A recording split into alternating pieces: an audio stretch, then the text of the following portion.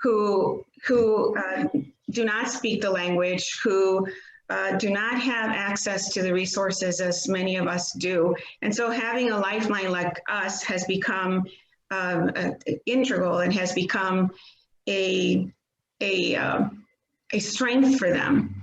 So during the pandemic, well, actually prior to the pandemic, we had increased our footprint by 21%. We had increased our programming by over 400%. And so clearly this library was a necessity and it was an asset to this community. During the pandemic, we had to reinvent how we provide the services. And regardless of pandemic at all, we had over 1,700 kids attend programming, whether it's a Halloween event to a study with a tutor event, but we have continued to be this resource for the families. In March, I asked families what barriers, again, they would have, and I understand what they are. Their 2 household members work in local restaurants. And so if the restaurant closed, that meant these families would have no source of income coming into their household. Many of these families do not qualify for benefits of unemployment or other stimulus packages. And so these families were in dire situation. And so I quickly partnered and leveraged my partnerships with other nonprofits. And we were able to partner with Kurt's Cafe, which I'm sure you're familiar with in Highland Park, and with the Roberti House, which is a nonprofit located in Waukegan, to provide meal kits to families. So there are other resources of pop-up meal distributions, but when families have a trust and a fear of the unknown, they're most likely not going to access those resources. But because we have established this great connection and this great trust with the community, mid-March, we started providing meal kits. The first week we had 10 families. I can tell you that 7.5, 8 months later, we are serving 274 families. And so this resource is a great necessity for families. We will also, when we do this meal distribution, we make sure that what we're providing families is relevant to what their needs are, that the food that they're receiving, they understand how to cook with. And so it's a very mindful and intentional service that we're providing for families.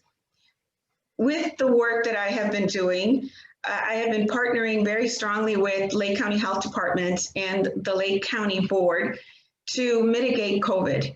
Right when COVID hit, the Highland Park Community Foundation reached out to me and asked what emergency needs am I seeing? And so I quickly responded and said, I have spoken to families that when their restaurant shut down, they had $5 to their name.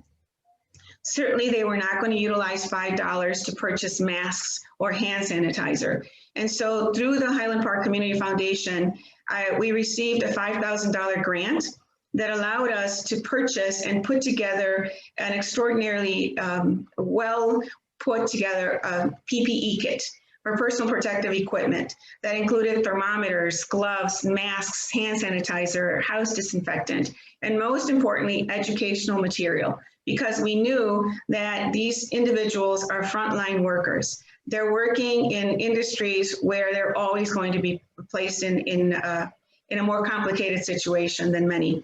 So Highwood at the time was a hot spot. We were the second highest infected city in the county. And so my efforts with putting these PPE kits together and directly engaging with over 250 families at the time allowed Highwood to mitigate COVID and to drop to the 4th city where we went close to 6 weeks without major new infections. And so that, I want to say, had a lot to do with this library's efforts on addressing a need, providing education, and providing the tools necessary for families to be able to mitigate COVID. And so that work that I'm doing with the Lake County Health Department and the county, I am part of an organization that's called ACL, which is the Latino Association of Lake County. There's also an AACPG, which is an African American partnership group. So both of these entities are working towards mitigating COVID. And through that effort, the health department received a $1 million grant from CARES monies. And so these monies were allocated to this community effort to mitigating COVID. And that meant that the committee that I chair is the committee that puts these PPE kits together and distributes them amongst the most Latino populated and individuals of color populated cities. But we utilized Highwood as a pilot program to show and to prove that by providing resources to families, that's what will help mitigate COVID, the education and the resources. And so through that grant, we were able to secure $780,000 that would go towards getting PPE kits together. These PPE kits are now being, as we speak, distributed throughout 10 cities in Lake County. So cities like Waukegan, North Chicago, Zion, Highwood, Highland Park, Wakanda, Antioch, Gurnee, and I think I mentioned Mundelein, so, and Round Lake. So the cities that have a high population of the disproportionately impacted demographic, which is the Latinos, is being addressed as we speak. So we're disseminating and distributing all of these kits that contain educational information and the PPE necessary to keep families safe. So we hope that through this effort, we could start seeing a drop in the contagion rate. Also partnering with the Illinois Department of Public Health, I was able to bring COVID testing to our parking lot. For those of us that come to work here and live in Highwood, it was pretty uncomfortable those 2 days that I brought this because traffic jams. But what I heard from people accessing this was, thank you so much for bringing this resource to us here directly in our community. We know that there are so many families that don't have transportation and find it very difficult to drive to Waukegan to get tested. We also know that they don't have access to health insurance to go to a Walgreens or to go to a CVS to schedule a test. And so by bringing that resource into their neighborhood, we were able to, again, help break down that barrier. So a constant gratification of people who are grateful for the resources that this library is bringing to them. And as the days go and winter starts to get closer, we're going to see restaurants having to let go more of their employees. And so that is causing the number of people coming and accessing food to continue to grow. And so as long as the partnership exists and as long as there is funding to support this effort, I plan to continue providing these types of resources. And so prior to COVID, for those of you that have not been in this library, I invite you to come after COVID. But this library was a piecemeal of a library, a piecemeal of 3 buildings put together, and very, very, very outdated, very botchy Wi-Fi. And so it wasn't equipped to respond to the need that I'm seeing. And so for that reason, I was able to put together a Friends of the Library board who is becoming the fundraising branch of the initiatives that we have here. My tax levy is, when I started here, it was $254,000 a year.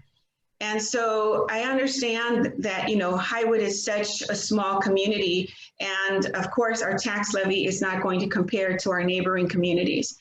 So with $254,000, we run this entire library, staff, supplies, materials, maintenance, you name it. And so I won't tell you how much pay cut I took coming here, but it was significant. And so, but we were really blessed to be able to have the city provide us a tax levy increase. So now we're at a little under $300,000. And so with these funds, though, I'm able to maintain the day-to-day operations. But to create a library that's more current, that is 21st century equipped, I need to raise major dollars. And so I submitted an application to the state of Illinois for a construction grant, and we were selected. We were one of 17 libraries that was selected. And so that means that $670,000 is available to us, but with the contingency of raising what it's going to take to renovate this facility. And so to renovate this entire facility, it's going to be $1.9 million, minus the $670,000 and other grants that I've been able to secure. We are still looking at $1.1 million to renovate this facility. Now that COVID has hit, it is really highlighting how ill-equipped this library is to respond to the needs of this community. And so more of a reason why we are seeking aggressively to raise this funding and equip this library. So we don't have adequate meeting space. We do not have current technology. We do not have the resources necessary to help these children and these adult learners to meet their goals. So my job has been focused on development, community engagement, and creating resources to address needs in this community. So I'm a combination of a little bit of everything to respond to the needs impacting these families. But I can proudly say that we are here, we're responding to families' needs, we are continuing to serve heroically in addressing these barriers. Over a couple of months ago, I was notified by the IMLS that we had been nominated for an IMLS award. And so it's a very big deal. Our Congressman Brad Schneider nominated this library for this recognition. Again, very similar to Waukegan, where 5 libraries are recognized throughout the nation.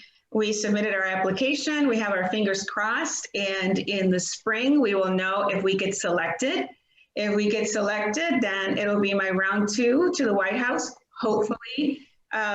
If not, a virtual, who knows, depending on what this COVID is going to look like. But it would be a proud moment to highlight Highwood Public Library as one of the top 5 libraries in the country. So what else can I say? I'm motivated, I'm excited. I'm excited to continue to leverage partnerships with all of you. I know that Barbara and I connect here and we work together to make sure that individuals are informed with what their rights are and informed of what they're able to and how they're able to grow and break down barriers. So I don't know if I don't want to bore you guys a lot, but that's in a nutshell a little bit of what this library has been doing over this past a couple of years. I will be here 2 years in February. And so again, I'm excited to be a part of this journey and a part of this venture. And I'm excited that I got to know Highwood just a little bit better. So I'm I was going to ask, you answered. So, I mean, I suppose, you know, the big thing I wanted to know was what was the next big thing you wanted to do, but apparently it is reconstructing the library. Yes, it is a capital campaign that, I mean, it's an aggressive capital campaign, but I think that it's doable and it's necessary. A city without a library is not a complete city. And so we want the city to continue to attract individuals and to be proud to when they walk into this library. Carmen, can you all hear me? Yep, Carol, I can hear you. Okay. Representative Bob Morgan is really impressed with this and asked, at this holiday season, what can we do to help both you and the library? I know one of the things, but go ahead.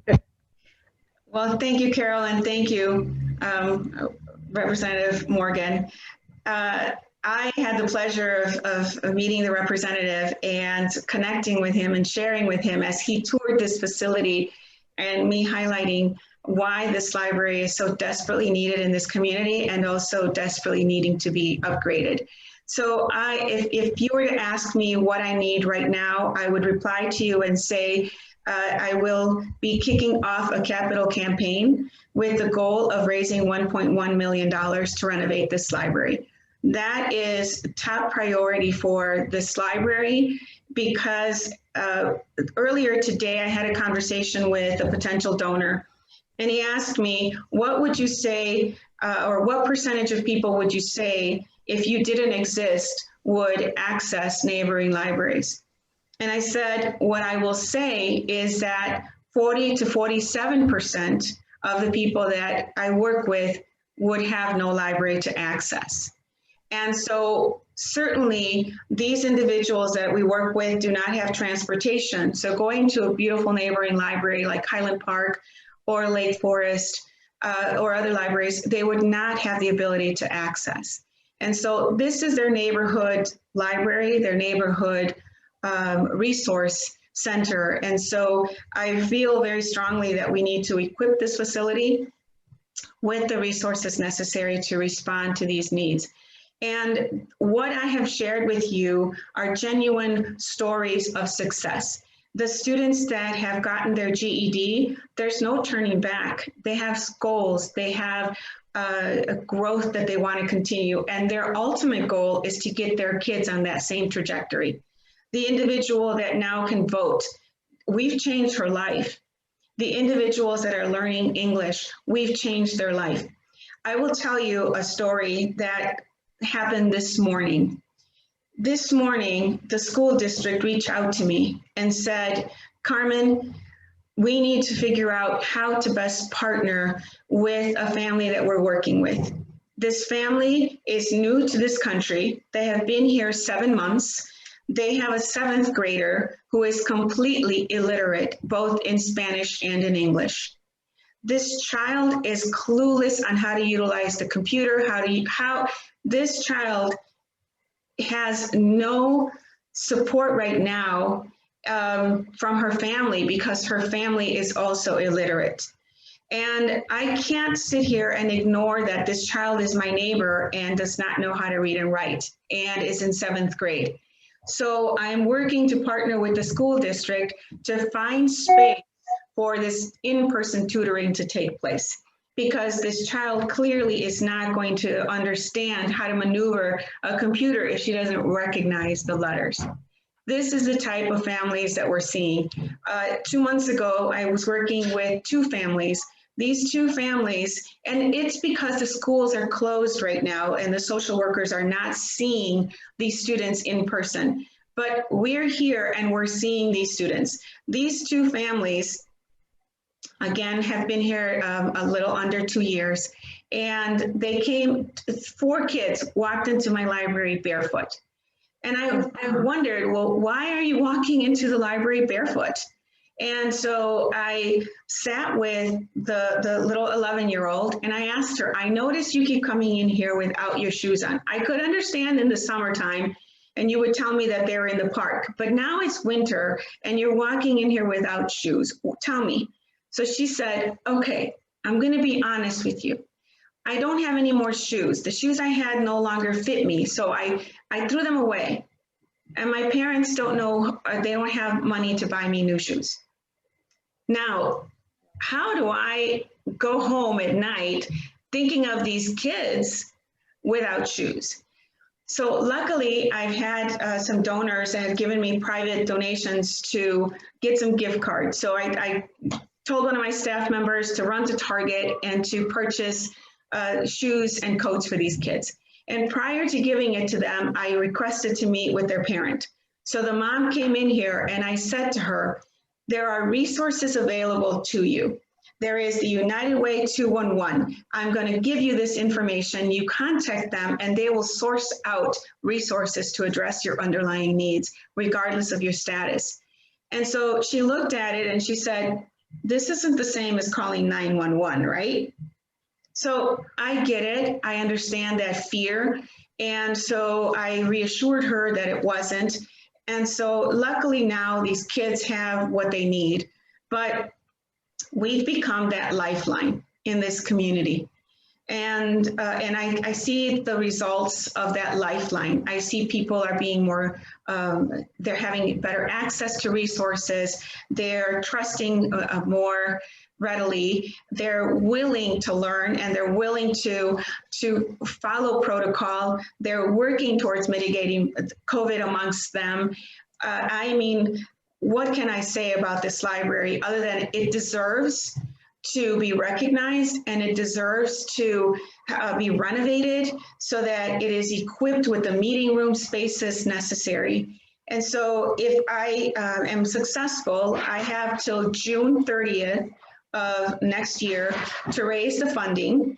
Once I raise the $1.3 million, the state will release their $670,000, and we will have the funding necessary to begin the renovation process. I was resourceful enough to secure pro bono architectural services, so about $20,000 worth of architectural support. I have the renderings. I have a design group that's working with us to make sure that this library is adequate and renovated to meet our needs now.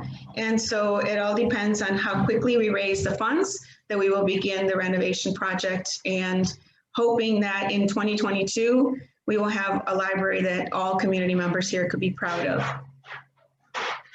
Thank you. Brenda, do you want to speak somewhat to what the township can offer here, or how you were working in collaboration with the library? I mean, I know you can't because you're not on the board, but from what you've known past experience. Well, I'm so impressed with what you're doing. They are so lucky to have you. It's just incredible. And you've done a fabulous job of intertwining and reaching out and collaborating. But I wonder about two things that I didn't hear that are right up your alley and should also be part of the collaboration. One is the Nuestro Center, which was the resource for student tutoring, if nothing else.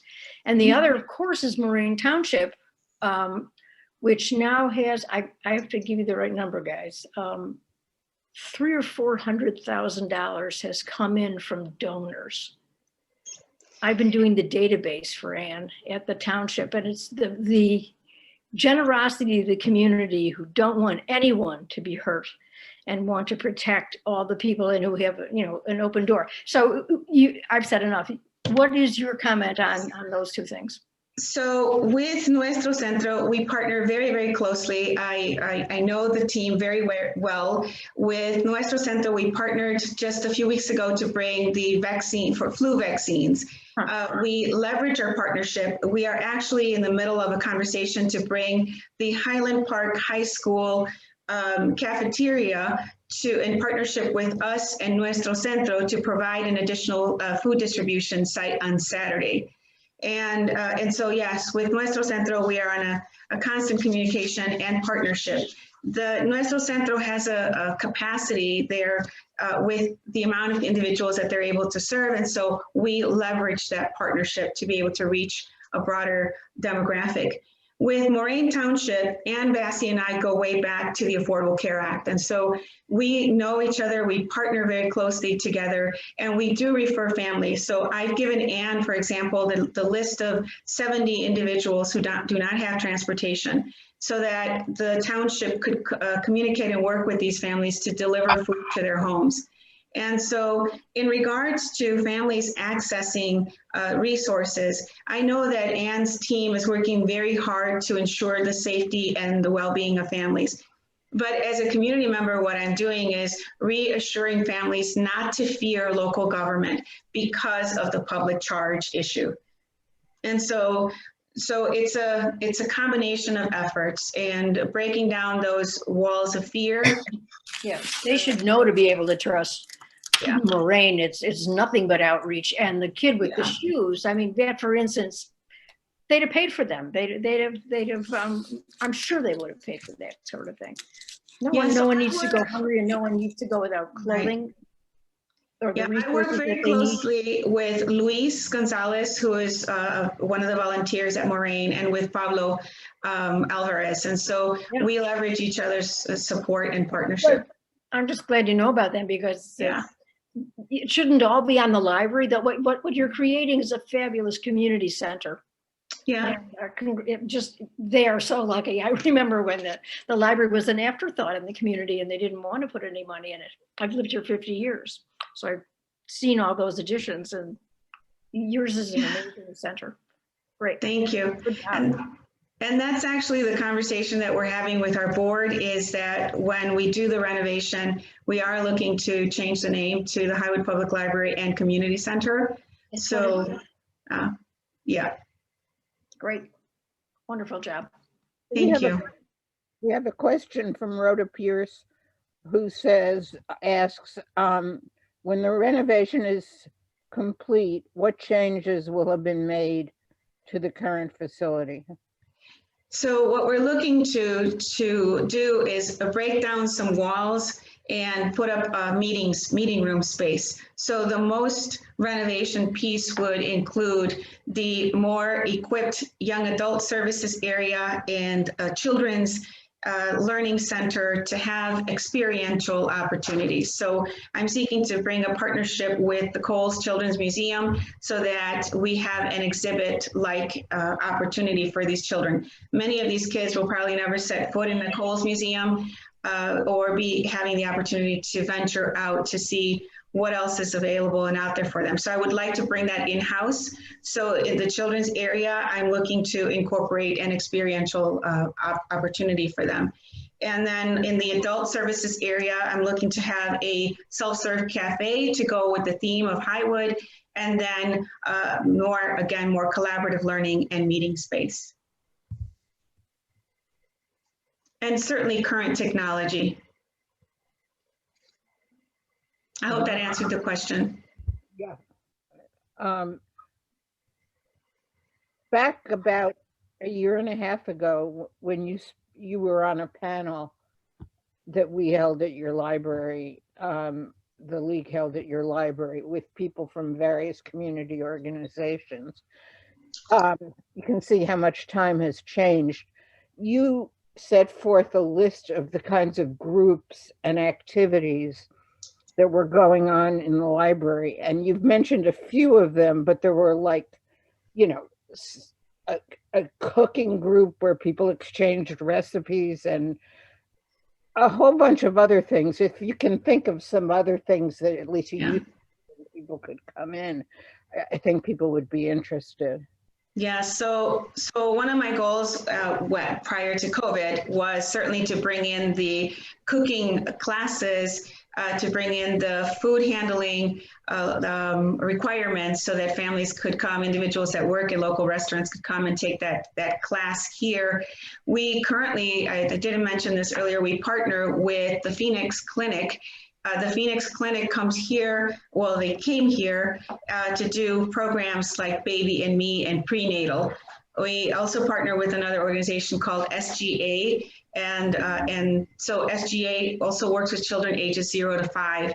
And the programming that we are looking to bring in here, again, is partnering with organizations to respond to current needs. So some of the pending conversations we have is bringing a social worker is in. Because so many families are struggling emotionally right now and even prior to COVID, but that's one of the plans that we have.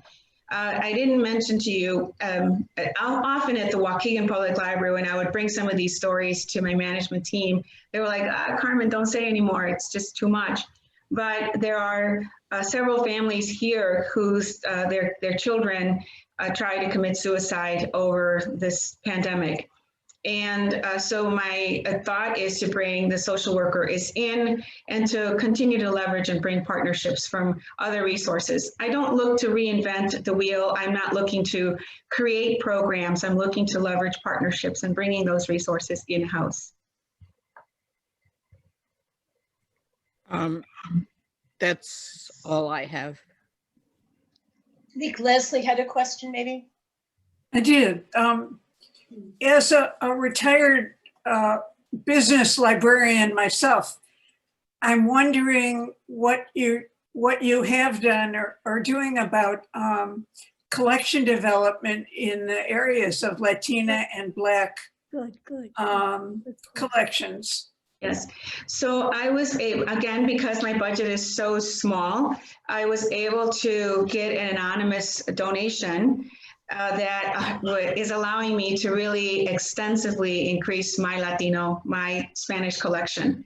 And so I want to continue to expand it and continue to grow that collection. I'm going through a lot of weeding right now. And for example, in the young adult area, we've weeded hundreds and hundreds of books that were completely outdated. And so it's an extensive process and project. And Leslie, as a librarian, you could appreciate that weeding outdated collection and looking to revamp the collection is a priority for sure. And thanks to an anonymous donation that we received, we're able to do that. What percent of your population there is Black? Right, I want to say it's about 3%. Okay, so It's very small. My Latino and white. Yes. Okay. Yes. Thank you. Mhm.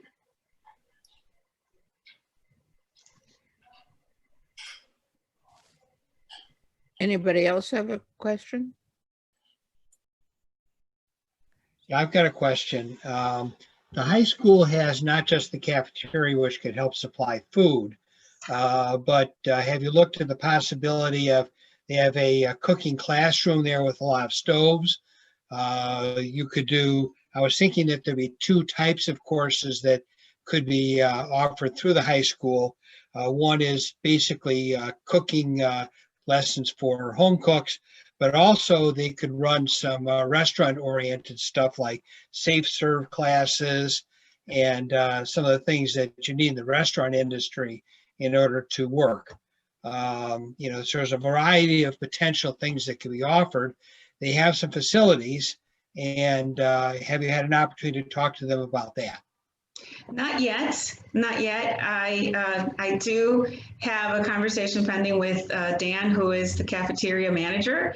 And so Okay. right now we're just working with getting the food out into the community. So the food that we're going to be distributing on Saturdays is actually the school lunch program. So it's the breakfast and lunch that we're working to distribute it on Saturdays. I think after the pandemic, once things start to settle, once a new normalcy comes into play, we will leverage more partnerships for sure. But Yeah, that's a suggestion. I'm running for the school board, so I'm hoping that, and I got 40 years experience in food service. So hopefully we can work together on this. Oh, I look forward to that for sure. Oh, hi. Have you worked at all with the Highland Park Library? Well, it's so exciting that the Highland Park Library Director to be is in this room. So I'm really pumped up and excited about that opportunity. Okay. Well, okay, and because I know they have big, they have donations. Everybody donates their extra books or whatever you want to call it, and they have a for sale shelves, and I just wondered to the degree that could help with your inventory, that might be something to look at. Yes, and we do. I've met with their Friends president, and she gave me a lot of advice on jumpstarting our Friends board. But one of the things that we have been partnering with the Highland Park Library on is getting children access to the online resources. So children from Highwood. So registering their library cards at the Highland Park Library to put a scanner barcode on the Highwood Children's Library card so that they could access the electronic resources from Highland Park. And so I'm excited to continue to grow that partnership for sure. Thank you.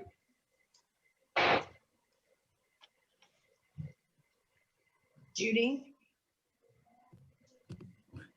I'm just curious. I've been in your library probably under 10 times. I'm curious, how many in this Zoom session have not been inside the Highland Park Library? Raise your hand. The Highwood Highwood Library. Yeah, let's see. One, not too many, just a couple. So, I mean, I think it has a real homey feel, and it would be nice to have some open houses, kickoffs or something in the library to introduce everyone to it and going through some of the plans. I think that would be a Yes. fun event.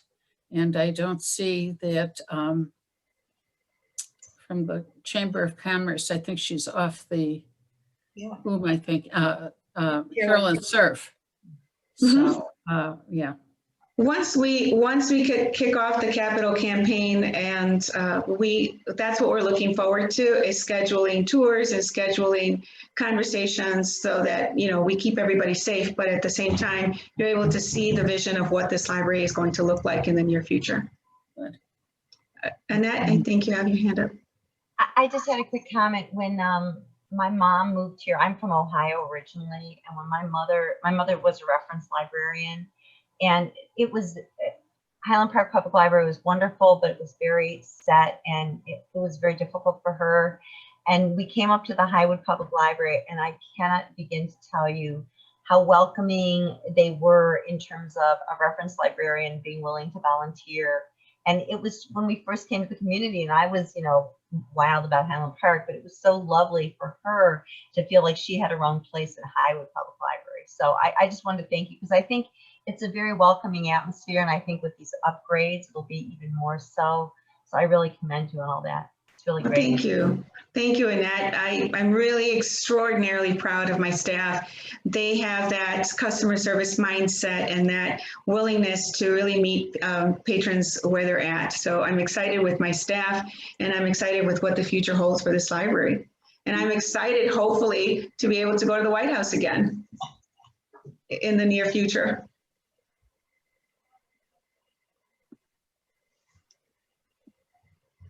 So I will keep Judy and Barbara posted on where we are with kicking off our capital campaign and getting it to all of you, in the hopes that we get your support and that you're able to spread the word and share it with potential other supporters. Because I think as a community as close-knit as Highwood and Highland Park and Lake Forest are, we could really come together and rally around this initiative, all for a good cause. I believe that if we lift up our community here, we're going to lift up an entire community in generations to come. So it's exciting. Question. Thank you. Oh, one more question. Yes, keep going. Yes. Do you have any contacts through the fort? Yes, so several of my friends' board members are directly from the fort, and we are leveraging some partnerships there as well.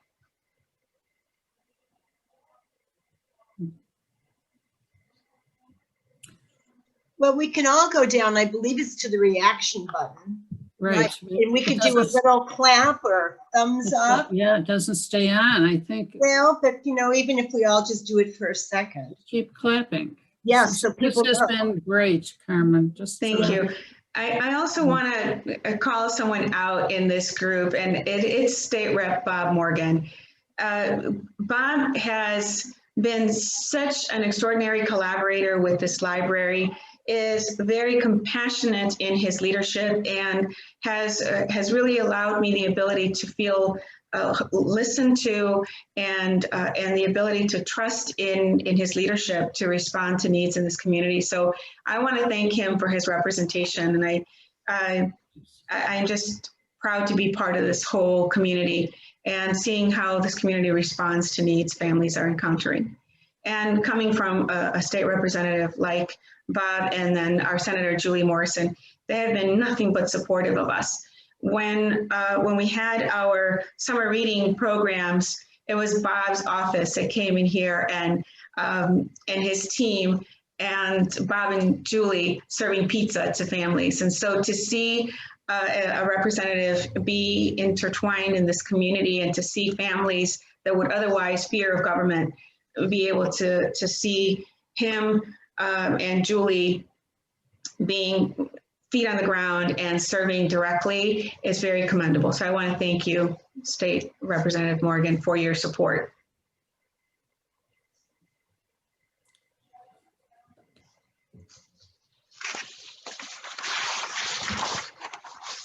Okay, well, thank you for giving us your time, and look at how well a 4:30 meeting drew people. You know, this is 4 a p.m.